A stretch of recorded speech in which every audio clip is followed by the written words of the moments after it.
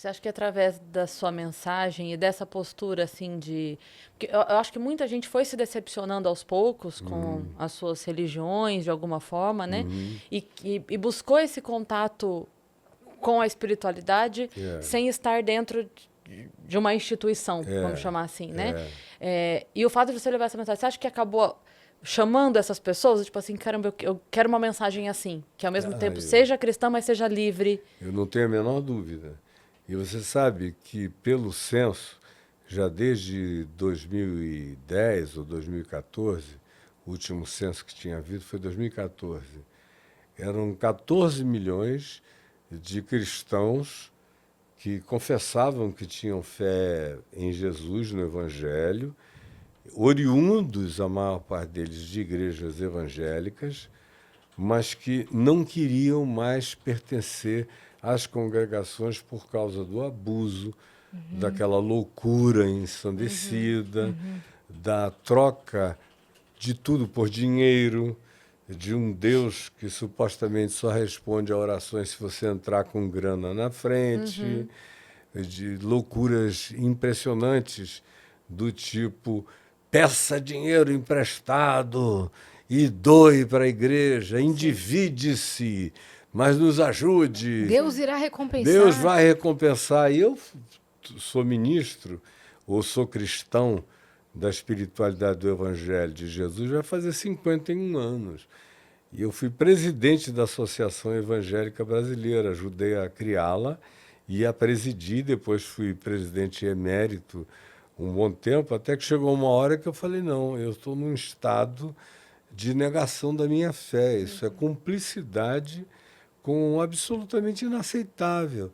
E eu conhecia o intestino grosso daquele negócio. Viajava por dentro dos esgotos de Paris no tempo dos miseráveis. Então, era um negócio horroroso. Eu falei, eu não vou fazer parte disso. E aí, conclusão, hoje, esse chamado grupo dos desigrejados, de acordo com o censo, já é equivalente à segunda maior denominação do Brasil. A primeira é a Assembleia de Deus, da Convenção Geral das Assembleias de Deus, com 24, 25 milhões. E, em segundo lugar, vem os chamados desigrejados. Esse pessoal é que vai se alimentando comigo, porque eu iniciei esse processo. Quando eu tomei essa decisão, em 98 para 99, todo mundo dizia, não, isso é uma loucura, você vai ficar só. Eu digo, bom, eu prefiro a minha solitude com coerência com o Evangelho de Sim. Jesus do que ser líder dessa massificação alienada que vai para todo lado e colega de um monte de gente que só não carrega a alcunha de ladrão por questões de pudicícia designadora para a condição deles. Mas, de fato, são pessoas que estão aí para se apropriar indebitamente, são charlatães, são indivíduos insuportáveis. Eu não quero isso para mim, então isso fez toda a diferença. Iniciou um processo que tem mais, não vai parar de crescer, só vai aumentar. Sim, quanto mais as pessoas forem tendo acesso à informação, né, É, forem... e tendo acesso à mensagem de Jesus. Sim. Porque o que eu vejo hoje são milhares de casas virando igrejas familiares ou igrejas de amigos que se reúnem em casa. O cara lá Células, né? bota meus vídeos, assistem juntos, depois Debatem. oram juntos, discutem, conversam, trocam as experiências, fazem orações coletivas e vai cada um para casa, sem dono, sem hierarquia, sem demanda. Ninguém tem que sustentar ninguém, todo mundo trabalha, todo mundo Sim. faz a sua parte na sociedade. O que foi como era, está se tornando como um dia Sim. foi. Porque o cristianismo surgiu no quarto século, com o imperador Constantino. De Jesus até o quarto século, não tinha nada disso. A igreja se reunia em casas, quando eles tinham mais liberdade, não estavam sob nenhuma opressão da loucura de nenhum imperador romano ou de nenhuma autoridade imediata do mundo greco-romano ou mesmo das autoridades religiosas de Jerusalém, eles se reuniam, além de casas, em pátios, em bosques, em praias, na beirada de rios, ao céu aberto, com toda espontaneidade. E esse nome cristianismo é uma alcunha que vem do quarto século para cá. Então não tem nada a ver. Jesus não criou cristianismo, não queria criar cristianismo nenhum, nem religião nenhuma. Ele ensinou uma espiritualidade que cabe em qualquer lugar e que não é lugarizada, porque tem uma conversa dele com uma mulher de Samaria em João, no capítulo 4, onde a mulher perguntou a ele: Senhor, onde é o lugar em que se deve adorar? Aqui nesse monte Gerizim, na Samaria, que hoje é Nablus, na Palestina, aqui nesse monte Gerizim ou em Jerusalém? Aí Jesus disse: mulher, nem neste monte, nem em Jerusalém é o lugar onde se deve adorar. Deus é espírito e importa que os seus adoradores o adorem em espírito e em verdade.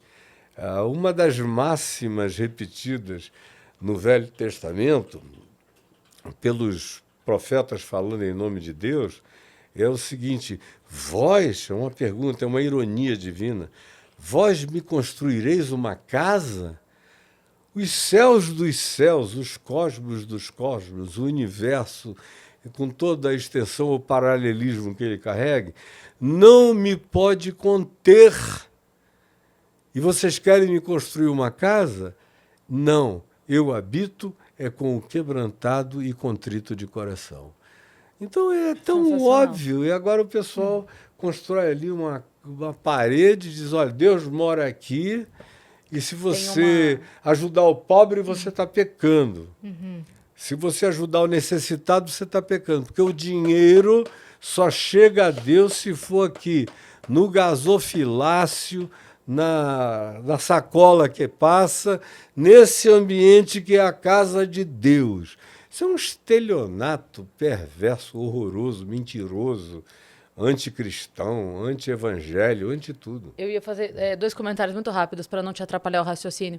Um é que você me fez lembrar tem uma piada do Léo Lins, que quando construíram aquele maior templo, que fica em São Paulo, o maior templo, sei lá o quê. Ai, como é que chama? Que fica no Tatuapé ali? Não, fica no Brás. Ah, no Brás. É um templo... Templo de Salomão. Isso. Isso. E aí eu lembro que o Léo fez um comentário falando assim, Deus é o dono do mundo, do mundo, do mundo. Ele fez Maldivas. Você acha que ele ia morar no Brás? Tipo assim, você acha que a casa, ele pode escolher onde vai morar, se ele pudesse escolher, ele ia morar no Brás. Eu acho muito, muito boa essa... É uma ironia, óbvio, né? Mas o que eu ia comentar é que... enfim, é irônico perceber o quanto essa atitude financeira dentro das igrejas é contra o próprio evangelho, quando a gente para pensar que Jesus recebeu todo mundo e o único que ele expulsou foram os vendedores.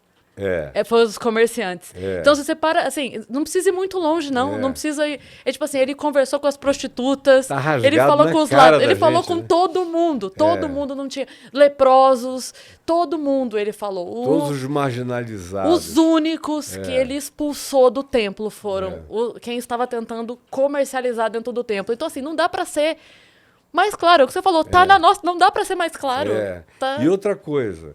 Você não vê Jesus no encontro com aqueles que os religiosos, nos evangelhos, nos 4 evangelhos, designavam como os publicanos, os pecadores, isso e aquilo. Ele não tem nenhuma palavra que você encontre em lugar nenhum de negatividade em relação a essas pessoas. Todo o enfrentamento de Jesus nos evangelhos é contra os religiosos.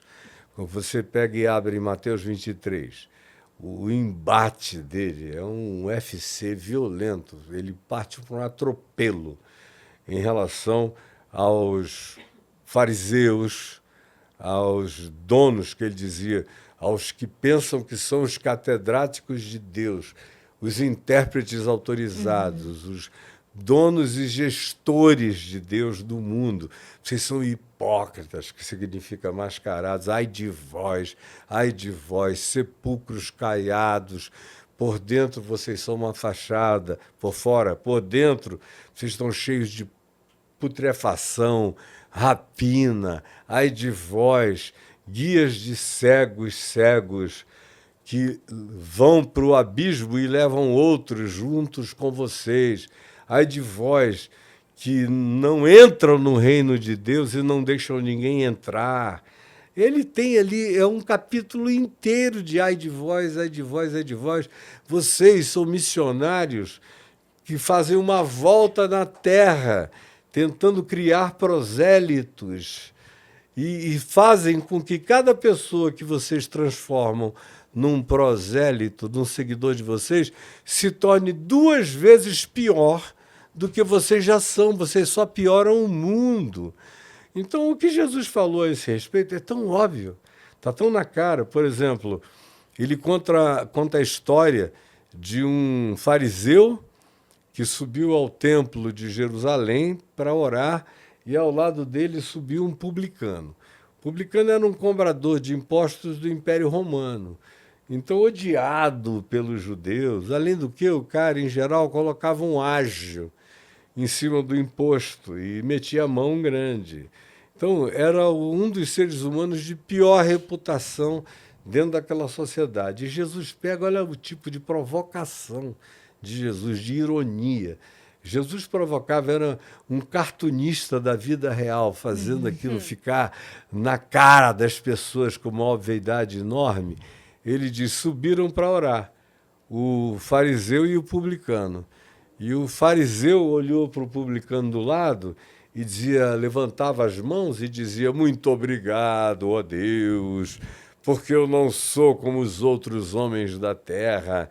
Eu jejuo 2, 3 vezes na semana, eu dou o meu dízimo, eu compareço aos cultos, a tudo, ao templo. Eu sou superior e graças a ti eu não sou como esse publicano que está aqui ao meu lado, pecador, miserável e tudo mais. E aí Jesus diz, enquanto isto, o publicano ao lado dele não ousava nem levantar a cabeça aos céus, mas batia no peito dizendo, ó Deus, tem misericórdia de mim porque eu sou um pecador. E aí Jesus pergunta, quem dentre esses 2 vocês acham que foi para casa justificado por meu Pai? É um negócio tão óbvio da gente ver. E a proliferação dessas histórias, dessas parábolas, dessas assertivas de Jesus, definem praticamente o evangelho todo. Aí você fica vendo esse pessoal se vestir de fariseu e fazer uma coisa muito pior até do que os fariseus originais.